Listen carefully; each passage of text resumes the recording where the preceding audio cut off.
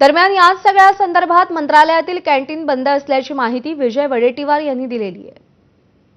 मुंबईतील नागपुरातील 30% हॉटेल बंद झाले। पुढच्या 2 दिवसामध्ये पुन्हा सगळे हॉटेल बंद होणार आहेत। हॉटेल बंद होऊ द्यात, पण डोमेस्टिक गॅस जो पुरवठा आहे त्यावर जो तुटवडा निर्माण झाला आहे, प्रचंड भीतीचं वातावरण झालं अध्यक्ष महोदय।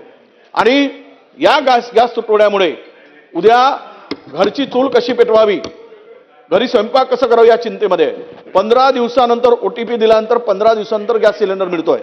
मग इतकी भयावह परिस्थिती असताना सरकारकडून निवेदन आलं पाहिजे, सरकारने निवेदन केलं पाहिजे, महाराष्ट्रातील जनतेला सांगितलं पाहिजे की आता काय परिस्थिती आहे आणि ह्या परिस्थितीतून आपण कसा मार्ग काढणार आहोत, आता आपल्याकडे उपलब्धता किती आहे, तुटवडा कसा निर्माण होणार आहे, काही वाचवायचं असेल, सेव्हिंग करायचं असेल तर त्या सुद्धा सूचना सरकारकडून मिळाव्यात आणि निवेदन व्हावं। रायगडच्या कर्जतमध्येही नागरिकांनी भारत गॅस वितरण केंद्रावर सकाळपासून मोठी गर्दी केली आहे। घरगुती गॅस सिलेंडर मिळणार नाहीत या भीतीपोटी अनेक नागरिक गॅस एजन्सी बाहेर रांगा लावून आहेत।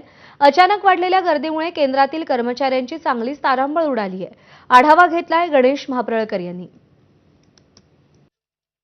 आखाती देशामध्ये सुरू असलेल्या युद्धजन्य परिस्थितीचा फटका एलपीजी गॅस वापरावर झालेला आहे आणि त्यामुळे सध्या नागरिक आहे ती भयभीत झालेली आहे। रायगड जिल्ह्यामध्ये देखील अनेक गॅस एजन्सीवर आपण बघितलं तर सकाळपासूनच या नागरिकांनी हे एलपीजी गॅस सिलेंडर टाक्या आहेत त्या खरेदी करण्यासाठी मोठी रांग लावलेली आहे।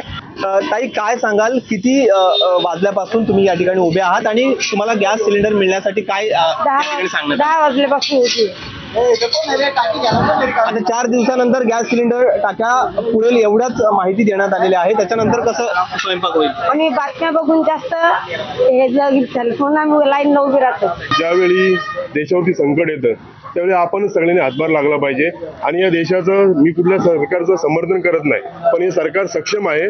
लोकांमध्ये संभ्रम निर्माण करणारी काही लोक असतात, सिलेंडर आम्ही ठीक आहे लाईनला उभे राहिलो, पण ती गरज आहे आणि सिलेंडर सगळ्यांना मिळत आहेत, असं नाही का ते मिळणारच नाहीयेत।